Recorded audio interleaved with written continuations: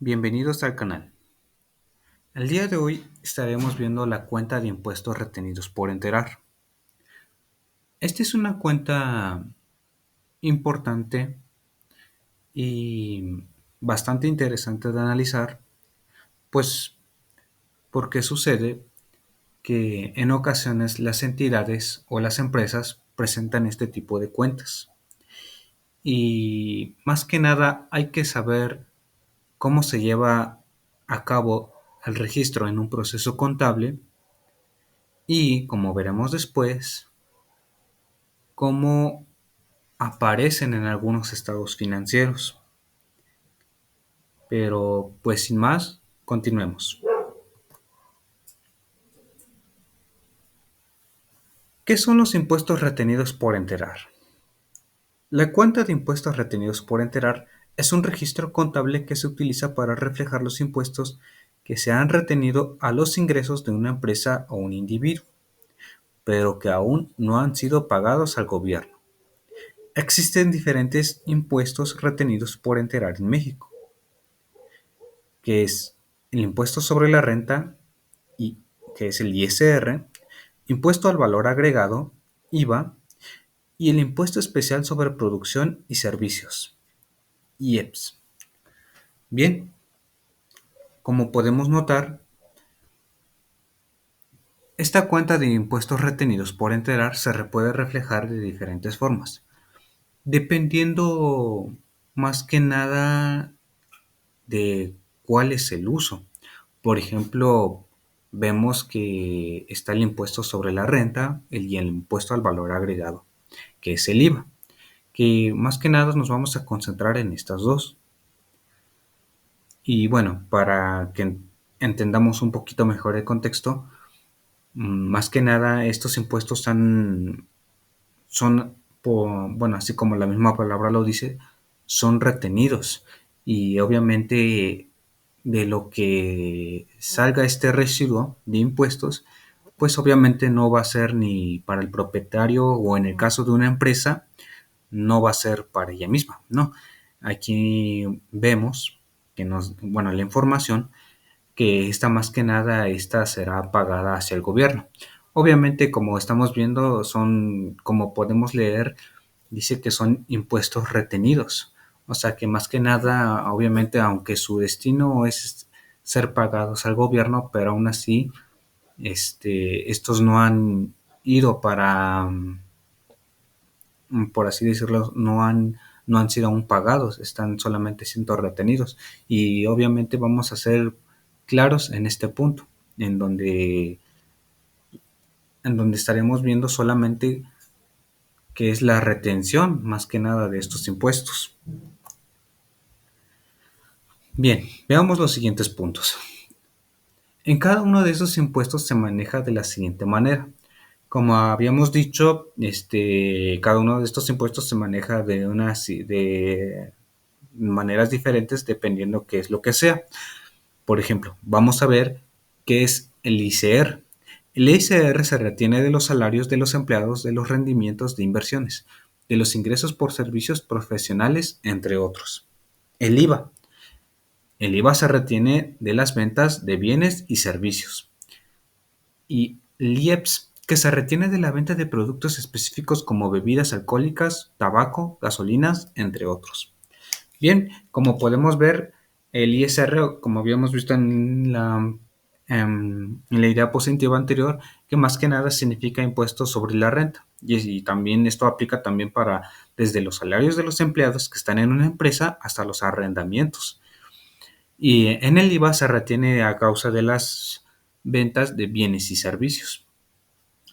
Ahora bien, esta cuenta de impuestos retenidos por enterar es un pasivo corriente y que ésta se registra en un estado de resultados y en el balance general, ya que ésta representa una obligación de pagar estos impuestos en un plazo determinado.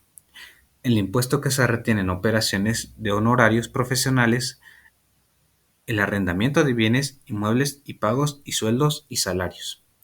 Bien, como vemos aquí, esta retención de impuestos obviamente se va a manejar como un pasivo corriente o también conocido como un pasivo circulante, para quienes lo conozcan mejor de esa manera. Y que obviamente esta va a estar registrada en, pues más que nada en un estado de resultados y al final en un balance general. El- en este video nada más estaremos viendo los impuestos que se retienen en operaciones de honorarios profesionales, el arrendamiento de bienes inmuebles y el pago de sueldos y salarios. Bien, más que nada, aunque este sea un poquito, otro tema diferente, estos impuestos dan para mucho de qué hablar, pero ahorita en este video solamente estaremos viendo estos tres conceptos.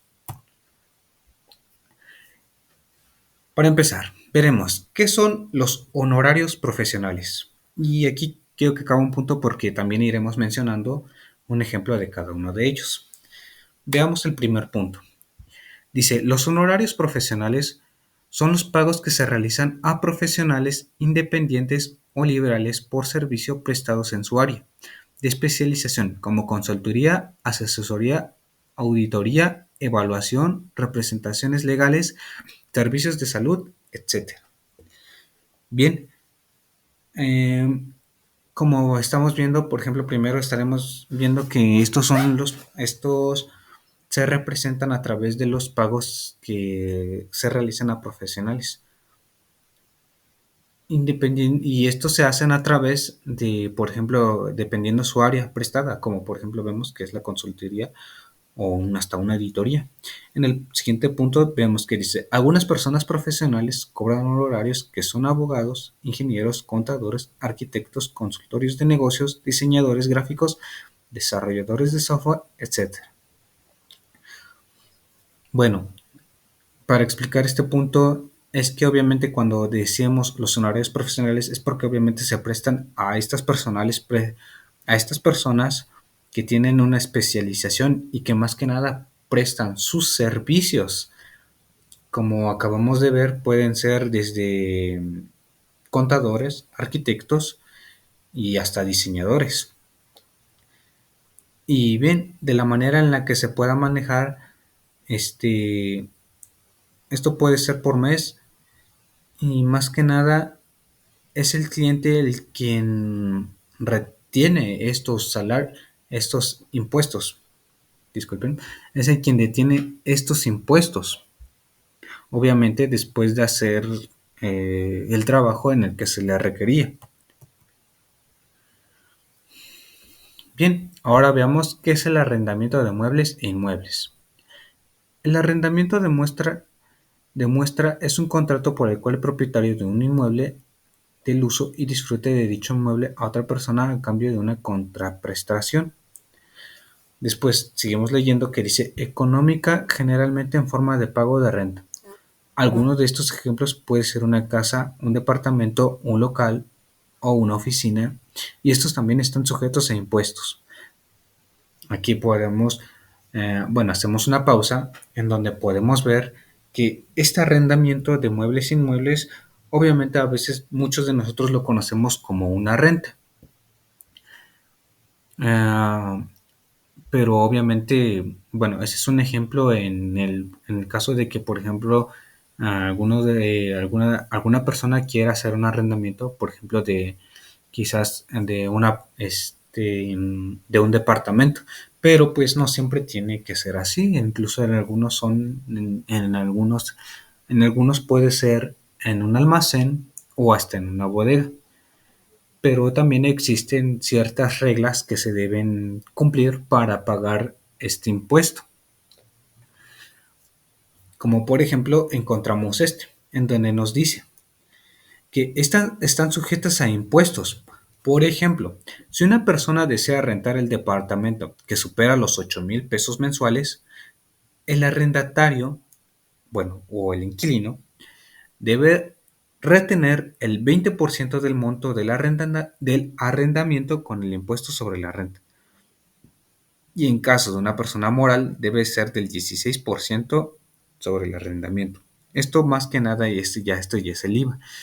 En ISR, como podemos ver, este, Aquí se nos dice que debe ser del 20%. Obviamente, como decíamos, que eh,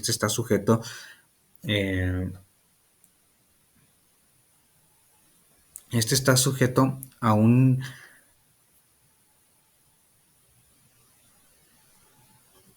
impuesto sobre la renta que obviamente esta deba superar, pues primeramente los 8,000 pesos mensuales y que esta debe ser del 20% y en el IVA es del 16%.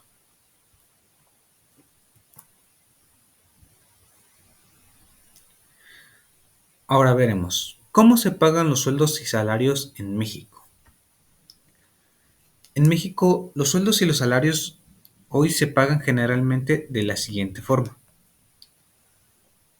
Depósito bancario, en cheques, en tarjeta de débito, en transferencias electrónicas. Estas se hacen en un periodo quincenal o mensual que también cumple ciertos requisitos, como el pago mínimo. Hoy en día de horas extras, el pago vacacional y el pago de utilidades. Aquí también vamos a ver cómo esta también está sujeta a impuestos y deducciones como el impuesto sobre la renta. Aquí nos explica que en donde, por ejemplo, si un trabajador en México está en una empresa y está ganando un salario, tiene por obligación pagar un impuesto sobre la renta. Y es el responsable, y más que nada, bueno, la empresa es la responsable de retener el ISR de los ingresos y pagarlos al gobierno, al nombre del empleado. Otros impuestos son el Seguro Social, Infonavit y entre otros descuentos. Pero lo ahorita nos importa es ver cómo el impuesto retenido en los sueldos y salarios se hace también en los trabajadores. Si un trabajador, eh, por así decirlo, presta su servicio en esta empresa, bueno, y es contratado, él tiene la obligación de pagar un impuesto sobre la renta. Eh, Esta se sujeta, después veremos de qué forma se sujeta y cuál es el impuesto que tiene que pagar esta persona. Obviamente en diferentes países se hace de una diferente forma, pero oye, lo que ahorita estaremos viendo es en cómo se hace en México. Vamos al siguiente punto. Ley de impuestos sobre la renta. Aquí más que nada veremos en qué leyes por así, bueno, disculpe, en qué leyes se encuentra el impuesto sobre la renta. Lo veremos desde los honorarios profesionales, el arrendamiento y los sueldos y salarios de los trabajadores. Pues bien, es importante contar con una base de dónde vienen estos artículos para que ya sea que las empresas o las personas, más que nada morales, vean en qué artículos se encuentran este pago de impuestos y que obviamente pueden evitar problemas futuros. Bien, la ley de impuestos sobre la renta nos menciona los artículos en donde los profesionales, los trabajadores y los arrendatarios tienen la obligación de pagar los impuestos que le correspondan. Artículo 94. Establece la obligación de retener el impuesto sobre la renta, ISR, sobre los ingresos obtenidos por las personas físicas. Artículo 100. Establece las tasas de retención del ISR para honorarios profesionales. Artículo 104. Establece la tasa de retención Establece la tasa de retención del ISR para arrendamientos. Podemos ver aquí que obviamente son diferentes artículos en las cuales se establecen desde las personas que son profesionales, las de arrendamiento y las de sueldos y salarios. Esta más que nada se encuentra en la ley de impuestos sobre la renta, pero por lo general, bueno, este sería por lo general, pero también lo podemos encontrar en la Ley Federal del Trabajo, en el reglamento de la Ley del Impuesto sobre la Renta y en el Código Fiscal de la Federación.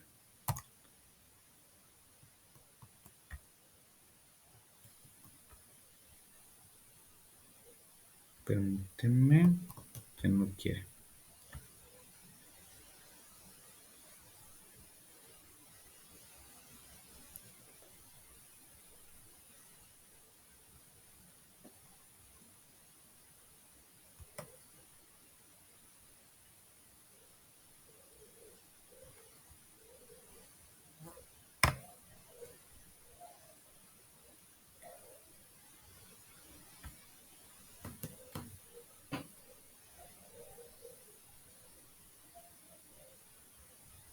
Bien,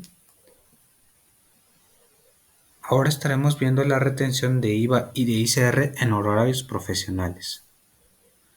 En México, la retención de ISR y el IVA en actividades honorarias varía según la naturaleza del servicio y el tipo del cliente, y sujetos a la ley de impuestos sobre la renta. Como vimos en el caso, bueno, en la idea positiva anterior, vimos que dependiendo de cuál sea el tipo de honorario que se preste, por ejemplo, si es una auditoría, si son servicios de salud, etcétera, este puede variar y también más que nada también varía desde las personas que, bueno, los profesionales que lo hagan, como los contadores, los arquitectos o los diseñadores. Obviamente en algunas no es las mismas, pero por lo general se hace de la siguiente forma, como lo vemos a continuación, que este es un ejemplo.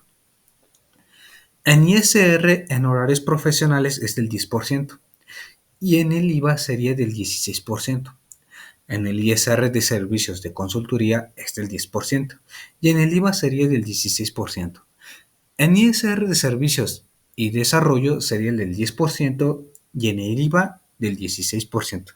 Como vemos, si no cambia, solamente cuando se trata ya sea de impuestos sobre la renta o en este caso de IVA, se maneja obviamente de diferente porcentaje.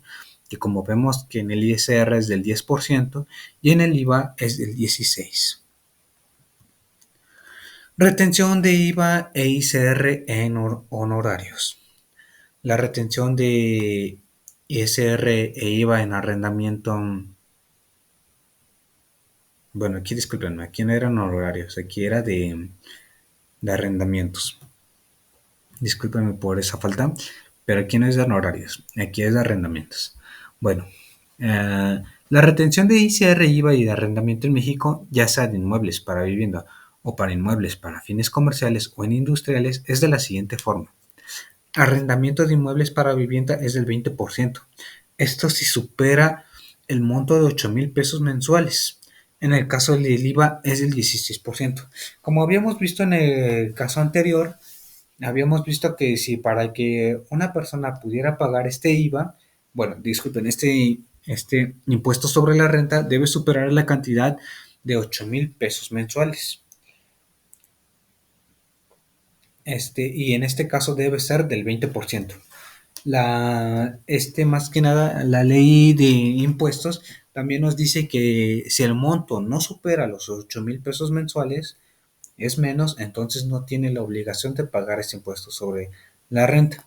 Y en el caso del IVA, obviamente como en el caso anterior de profesionales, de honorarios profesionales, se maneja también de la diferente forma, que es del 16%.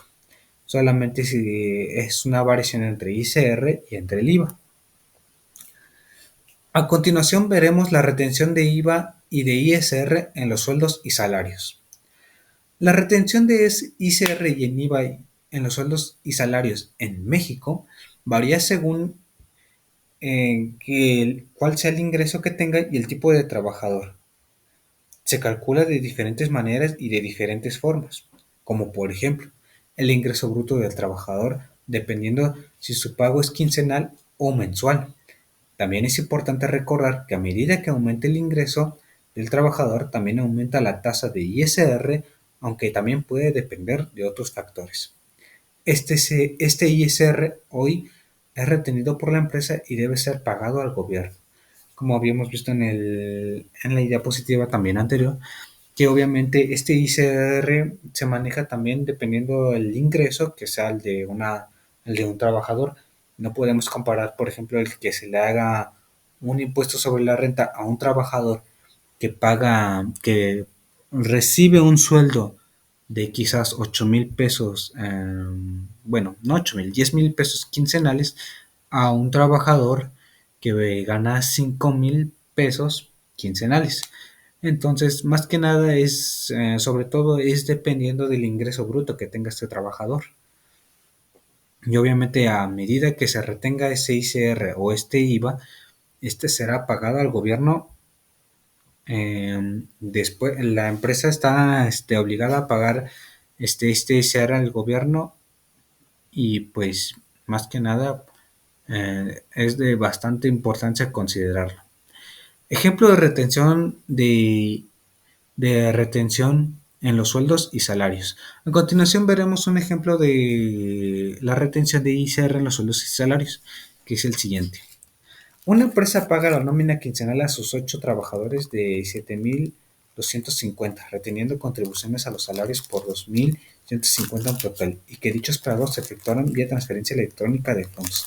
Como habíamos visto, bueno, también habíamos visto, este proceso de retención de ICR también se puede llevar en un estado de resultados, y como vemos es el siguiente.